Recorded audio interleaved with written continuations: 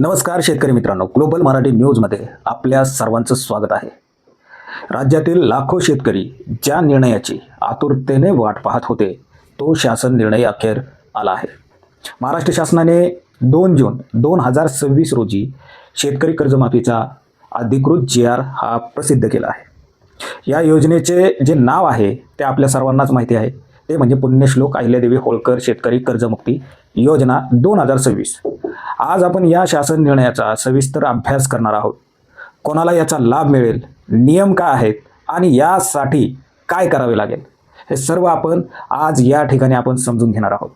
सगळ्यात आधी समजून घेऊया की कोणते पीक कर्ज माफ होणार आहे.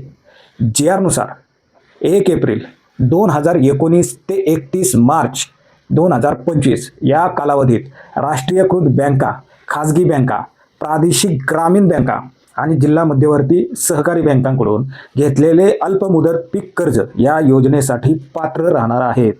सर्वात महत्त्वाची अट म्हणजे काय, तर जे कर्ज 30 सप्टेंबर 2025 रोजी थकीत होते आणि ज्याची 31 मार्च 2026 पर्यंत पूर्णतः परतफेड झालेली नाही, अशा थकबाकीदार शेतकऱ्यांना या कर्जमाफीचा लाभ मिळणार आहे. आता पाहूया कर्जमाफी नेमकी किती मिळणार आहे. शासनाने याचे 3 टप्पे केले आहेत. पहिला टप्पा म्हणजे पूर्ण कर्जमाफी. ज्या शेतकऱ्यांच्या खात्यावरती 2 लाख रुपयापर्यंत थकबाकी आहे त्यांचे संपूर्ण कर्ज शासन नियमानुसार माफ करण्यात येईल. आणि दुसरा टप्पा आहे एक वेळ समझोता म्हणजेच OTS. ज्या शेतकऱ्यांची थकबाकी 2 लाख रुपयांपेक्षा जास्त आहे अशा शेतकऱ्यांनी 2 लाखांवरील अतिरिक्त रक्कम ही बँकेत जमा केल्यास शासनातर्फे कमाल 2 लाख रुपयांची कर्जमाफी दिली जाईल. हे उर्वरित रक्कम भरण्यासाठी शेतकऱ्यांना आता 31 मार्च 2027 पर्यंतची मुदत दिली जाणार आहे. आणि तिसरा टप्पा म्हणजे प्रोत्साहनपर लाभ. जे शेतकरी नियमित कर्ज फेडतात त्यांच्यासाठी शासनाने तरतूद केली आहे.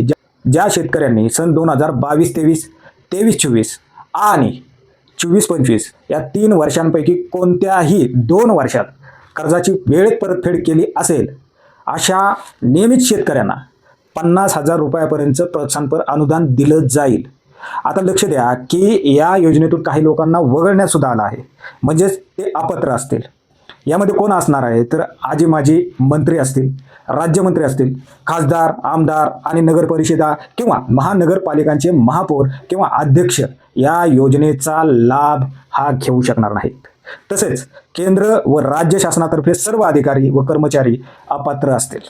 यामध्ये फक्त जे चतुर्थ श्रेणी कर्मचारी आहेत त्यांनाच वगळण्यात आलं आहे. मागील आर्थिक वर्षात आयकर भरणारे व्यक्ती, तसेच सहकारी संस्था, साखर कारखाने किंवा सूत गिरण्यांचे संचालक आणि ज्यांचे मासिक वेतन 25,000 रुपयांपेक्षा जास्त आहेत असे कर्मचारी या योजनेतून बाहेर राहतील.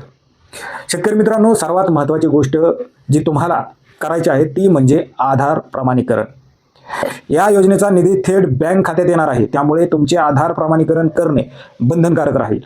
आधार प्रमाणीकरण झाल्याशिवाय निधी तुमचा वर्ग केला जाणार नाही बँकेमध्ये.